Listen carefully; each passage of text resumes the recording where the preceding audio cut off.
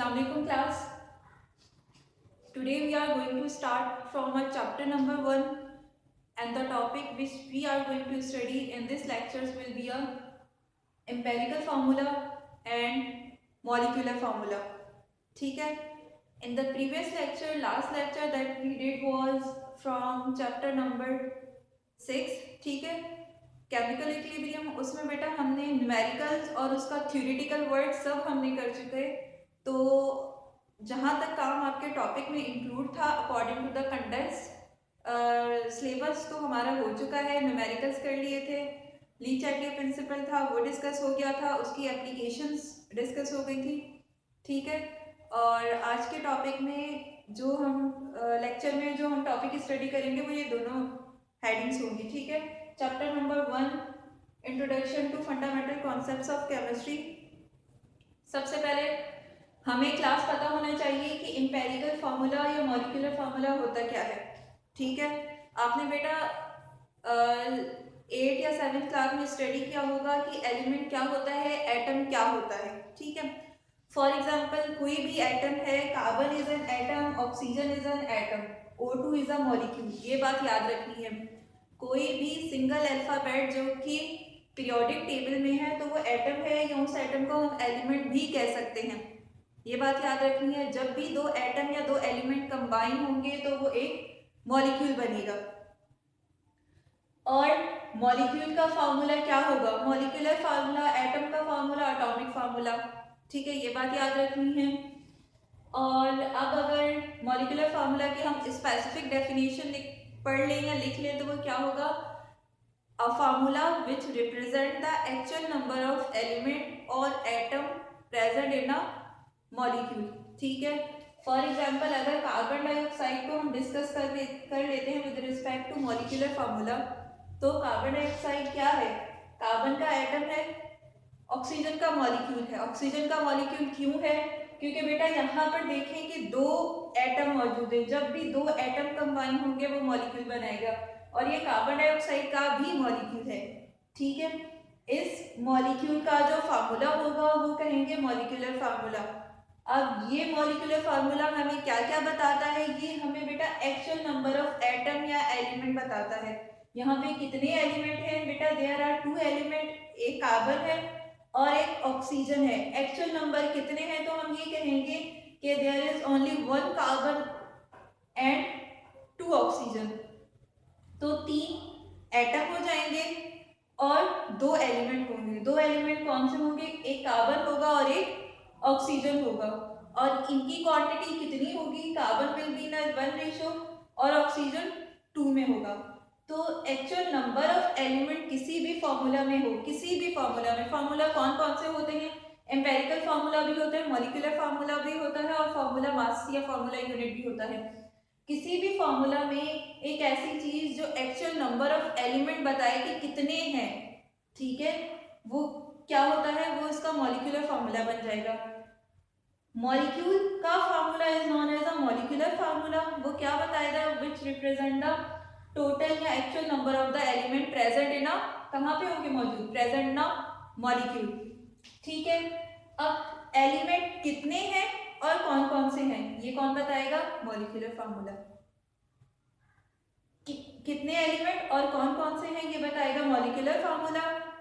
और empirical formula ये बताएगा कि कौन से एलिमेंट है. फॉर एग्जांपल अगर कार्बन डाइऑक्साइड को डिस्कस कर लेंगे और with respect to the empirical formula, तो एम्पिरिकल फार्मूला बताएगा कि यहाँ पे कार्बन और ऑक्सीजन मौजूद हैं. और क्या बताएगा?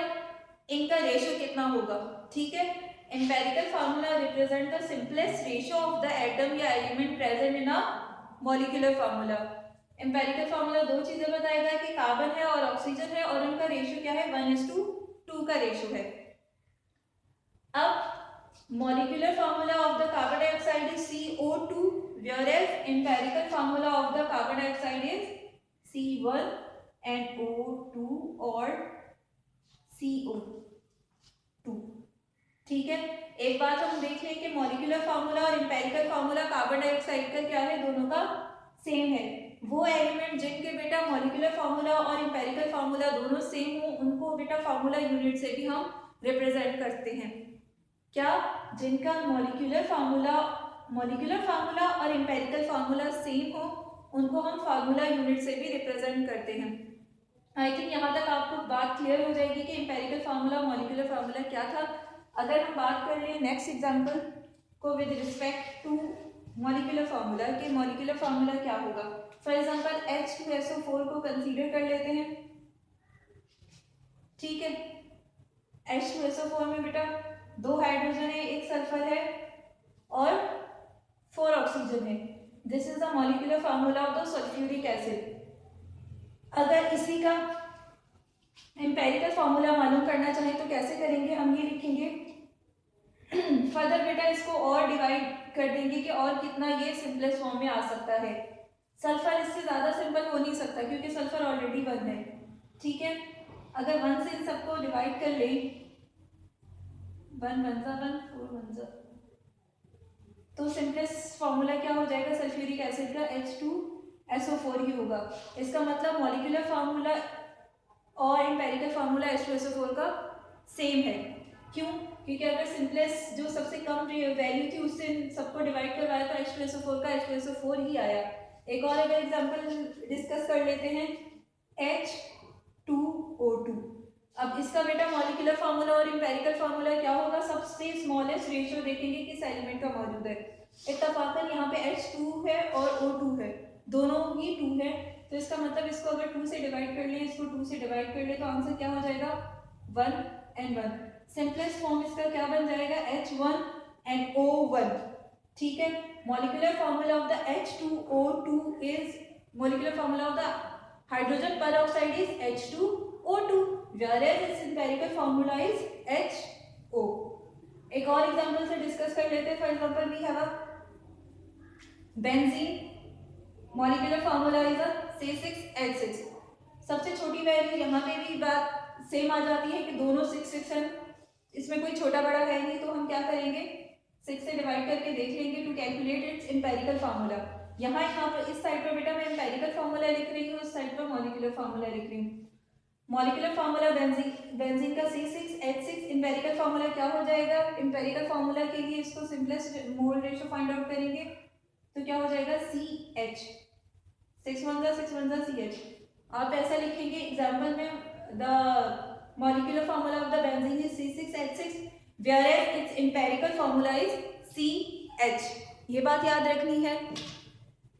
अगर कोई और एग्जांपल डिस्कस कर लें, फॉर एग्जांपल ग्लूकोज की एग्जांपल ले लेते हैं जिसका हमें मॉलिक्यूलर फार्मूला और एम्पेरिकल फार्मूला दोनों कैलकुलेट करना है। तो molecular formula of the glucose is C6H12 and O6 molecular formula, और एम्पेरिकल फार्मूला कैसे कैलकुलेट करेंगे, सिंपल जो सबसे छोटा मोल रेशियो होगा उसी से डिवाइड करवा देंगे। 6 है दोनों, 12 है तो 6 से करवा देते सबको डिवाइड, 6 1 6 2 6 1 तो कार्बन 1 हो गया, H2 हो गया और ऑक्सीजन 1।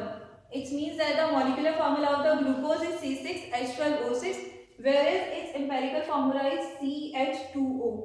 ठीक है, आपको बेटा मॉलिक्यूलर फार्मूला और एम्पेरिकल फार्मूला में डिफरेंस पता होना चाहिए और इसको कैसे कैलकुलेट करते हैं ये भी आना चाहिए।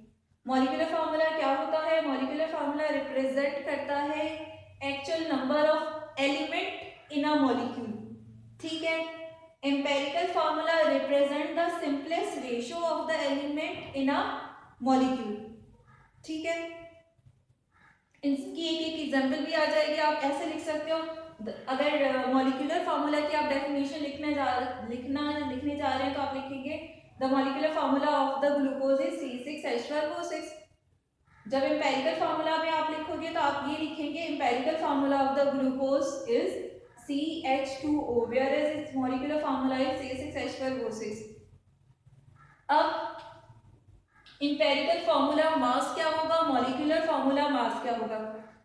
एम्पेरिकल फार्मूला में जो एलिमेंट होंगे इनके एटॉमिक मासेस को इनके बेटा बल्कि मॉलिक्यूलर मासेस को अगर हम ऐड कर लें तो एम्पेरिकल फार्मूला बन जाएगा, ठीक है।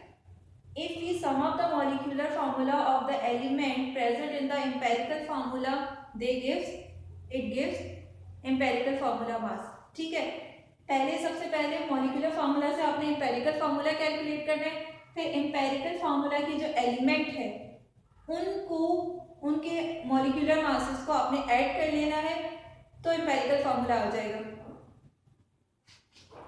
फॉर एग्जांपल अगर एटॉमिक मासेस हम इनका देख ले, CH2O, बेटा CH2O किस चीज का एम्पेरिकल फार्मूला है? ये एम्पेरिकल फार्मूला है ग्लूकोज का। अगर इसका हमें एम्पेरिकल फार्मूला मास कैलकुलेट करना है तो कैसे कैलकुलेट करेंगे? We just simply write carbon का वेट जैसे कि 12 होता है, 12 मल्टीप्लाई बाय 1, ये कार्बन है, यहाँ पे हाइड्रोजन, यहाँ पे ऑक्सीजन। हाइड्रोजन 1 मल्टीप्लाई बाय, एक हाइड्रोजन है 1 hydrogen, atomic mass of oxygen है 16, 16 मल्टीप्लाई बाय 1 क्योंकि एक ऑक्सीजन है, हाइड्रोजन बल्कि बेटा यहाँ पे 2 है। हम क्या करने जा रहे हैं? हम एम्पेरिकल फार्मूला मास कैलकुलेट कर रहे हैं। 12 1 12, 2 1 2, 16 1 16, जस्ट सिंपली ऐड, इनको अब ऐड कर देंगे। 12 2 14, 14 एंड 16 30, 30 जो है this is the empirical formula mass of a this compound glucose का। इसी तरह मॉलिक्यूलर फार्मूला मास क्या करें, कैसे कैलकुलेट करेंगे? सबसे पहले मॉलिक्यूलर फार्मूला लिखना है। The molecular formula of the glucose is C6H12O6। ठीक है, फॉर एग्जांपल अगर हम मॉलिक्यूलर फार्मूला लिख लेते हैं वाटर का, molecular formula of the water is H2O। अगर एम्पेरिकल फार्मूला लिखेंगे तो क्या हो जाएगा? Empirical formula of the water also will be H2O। क्या, कैसे या क्यों? बेटा सिंपलेस्ट इसका क्या है? 1 है, अगर 1 को 1 से डिवाइड करें, 2 को 1 से डिवाइड करें तो आंसर क्या हो जाएगा? 1 1 सा 1, 1 2 से 2 और इसका भी 1, तो H2O1। Molecular formula of the water is H2O, where is empirical formula of the water is also H2O। अब मॉलिक्यूलर फार्मूला का मास कैसे निकालेंगे? हाइड्रोजन है एंड ऑक्सीजन है, ठीक है, यहां पर भी हाइड्रोजन है एंड ऑक्सीजन है। 1 हाइड्रोजन के लिए 1 एटॉमिक मास और एक ही हाइड्रोजन है।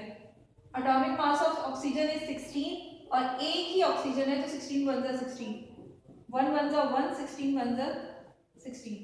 ठीक है, H2O बल्कि 2 हाइड्रोजन है। Atomic mass of 1 hydrogen is 1, तो बेटा कितने हाइड्रोजन है यहाँ पे H2O के? 2 हाइड्रोजन है, तो ये आ गया 2, 2 1 16 1, 2 1 16 1। अब सिंपली नीचे जाके ऐड कर लेंगे, 18 हो जाएंगे और ये 18 हो जाएंगे। ये क्या है? This is the molecular formula mass of water and this is the empirical formula mass of a water. इसी तरह मतलब कि आपको बताने का मकसद क्या था कि आपको पता होना चाहिए कि एम्पेरिकल फार्मूला मास कैसे कैलकुलेट होगा, मॉलिक्यूलर फार्मूला मास कैसे कैलकुलेट होगा। ये हम क्यों फाइंड आउट कर रहे हैं? क्योंकि जब भी हमें मॉलिक्यूलर फार्मूला या मॉलिक्यूलर मास चाहिए होता है तो हमें एक स्मॉल n पता होना चाहिए। Small n is the relationship between the empirical formula and the molecular formula. तो स्मॉल n की बेटा वैल्यू क्या होती है? एम्पेरिकल फार्मूला मास और मॉलिक्यूलर फार्मूला मास दोनों का जो रेशो होता है उसको क्या कहते हैं? ये रिलेशनशिप होता है इन दोनों के दरमियान। मॉलिक्यूलर फार्मूला के ratio with empirical formula represent करता है स्मॉल एन। स्मॉल एन की वैल्यू से हम मॉलिक्यूलर फार्मूला कैलकुलेट कर सकते हैं। ठीक है, और नेक्स्ट टॉपिक हम देखते हैं। एम्पेरिकल फार्मूला डिस्कस हो गया, मॉलिक्यूलर फार्मूला डिस्कस हो गया। एक कॉन्सेप्ट है मोल का। आपको बेटा मोल का पता होना चाहिए कि मोल होती क्या चीज़ है। मोल आप किसी भी चीज़ के, किसी भी एलिमेंट के, किसी भी मॉलिक्यूल के 1 मोल में एक बात याद रखनी है कि एक ही नंबर ऑफ पार्टिकल होंगे, वो होंगे 6.02 एक्सपोनेंशियल 23। ठीक है, 1 mole of any compound contain 6.02 exponential 23 number of particle which is known as Avogadro's number.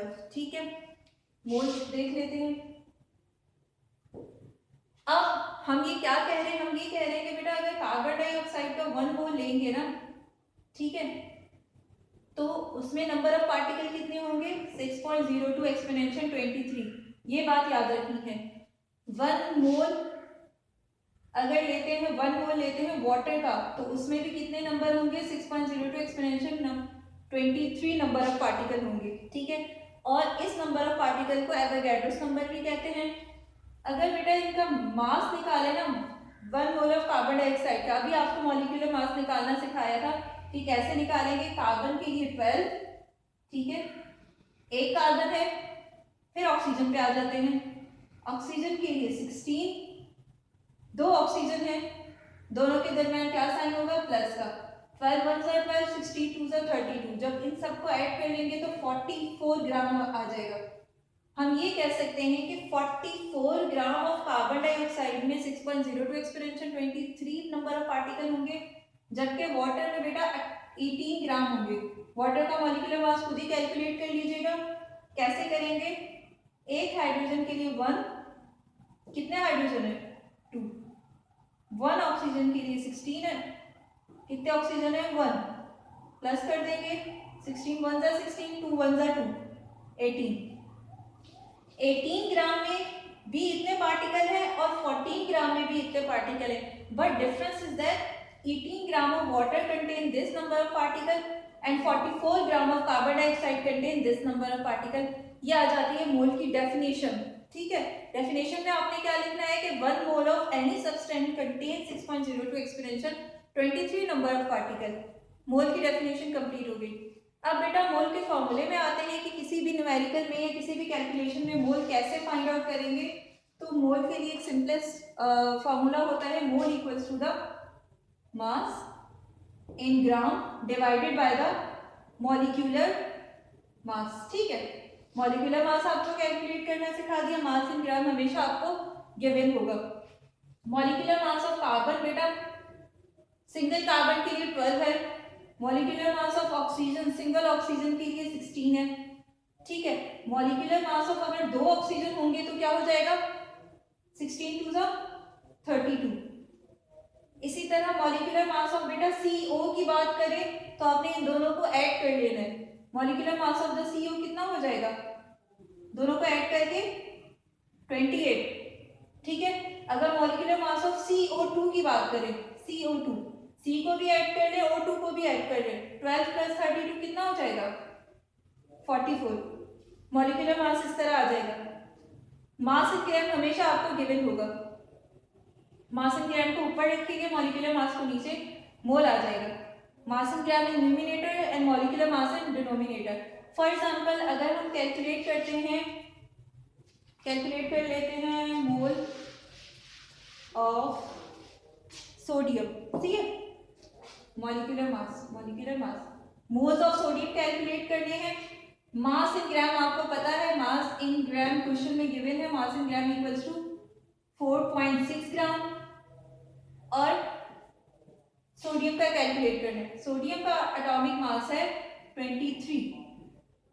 ठीक है, आपने क्या कैलकुलेट करना है, मोल कैलकुलेट करना है। मोल इक्वल्स टू मास कितना है 4.6 ग्राम, एटॉमिक मास है, मॉलिक्यूलर मास ऑफ सोडियम कितना है इस 23।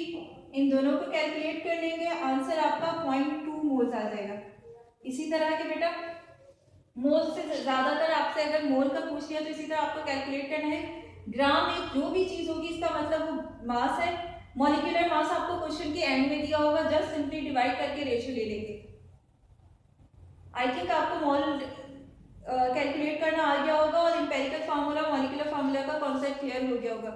आज के लिए क्लास इतना ही काफी था। आज के लेक्चर में बेटा हमने क्या क्या स्टडी किया, आज के लेक्चर में भी just study about the definition of the empirical formula और मॉलिक्यूलर फार्मूला। ठीक है, एक हमने स्मॉल एंड जो था मतलब रिलेशन था एम्पिरिकल फार्मूला और मॉलिक्यूलर फार्मूला के दरमियान, हमने वो भी देख लिया कि कैसे कैलकुलेट करेंगे और how to calculate the mole और मोल की डेफिनेशन।